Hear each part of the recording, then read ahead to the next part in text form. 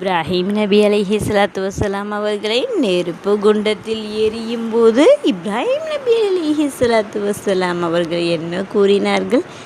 யாருடைய உதவியும் எனக்கு தேவையில்லை, அல்லாஹ் ஒருவனுடைய உதவி மட்டும் வேண்டும் என்று ஹஸ்புனல்லாஹ் நிஅமல் வக்கீல் என்று கூறி நெருப்பில் எரியப்பட்ட போது என்ன நடந்தது? அல்லாஹ் தஆலா கூனி பர்தன் சலமா, நெருப்பே நீ என்ன செஞ்சிரு, இப்ராஹிம் நபி அலைஹிஸ்ஸலாத்து வஸ்ஸலாம் குளிர்ந்ததாக மாறிவிடு.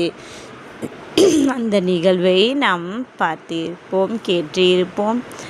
சுப்ஹானல்லாஹ். அல்லாஹ் தஆலா இப்ராஹிம் நபி அலைஹிஸ்ஸலாத்து வஸ்ஸலாம் அவர்களை எவ்வளவு சிறப்பு மிக்கவர்களாகவும் அவர்கள் அல்லாஹ்வை எப்படி புரிந்து கொண்டவர்களாகவும் இருந்தார்கள்.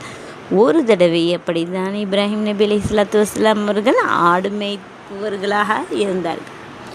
அப்பொழுது இருவர் வானவர்கள் என்ன சொல்லி கொண்டு வந்தார்கள்? அல்லாஹ்விடத்தில் உன்னுடைய நேசரை நாங்கள் என்ன செய்வோம், போய் வானவர்கள் சொல்கிறார்கள், நாங்கள் போய் என்ன செஞ்சோம், உன்னுடைய நேசர் உற்ற நேசராக இருக்கிறாங்க, நாங்கள் போய் என்ன செய்ய செக் பண்ணிட்டு வரோம் அப்படின்னு சொல்லிட்டு பூமிக்கு வராங்க. அவங்க ஆடு மேய்த்து கொண்டு இருக்கும்போது இருவரும் வந்து என்ன செய்கிறாங்க, அமர்ந்து கொண்டு கூறுகின்றார்கள், சுபூஹுன் குத்தூசுன் ரப்புனா ரப்புல் மலாயிகத்து வர்ரூஹ்.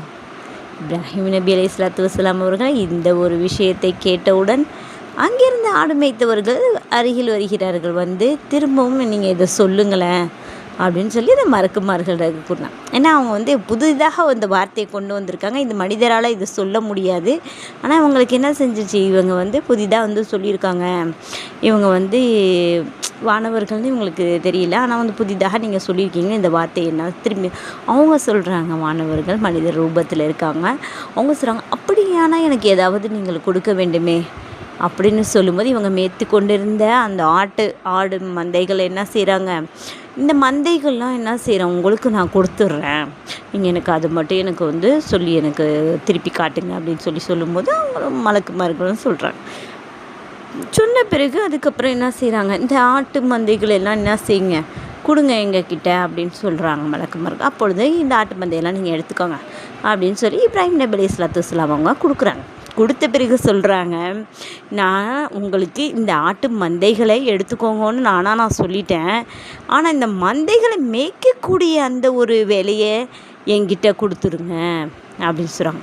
இல்லையே நீங்கள் வந்து நீங்கள் சொன்னது ஆட்டை தந்துடு, ஆமாம் ஆடை தான் உங்கள்கிட்ட கொடுப்பேன், நீங்கள் எப்படி மேய்ப்பீங்க அதை, அதனால நான் அந்த வேலைகளை நானே பழையபடி அதை நான் செய்யலான்னு கேட்குறேன், ஆனால் அது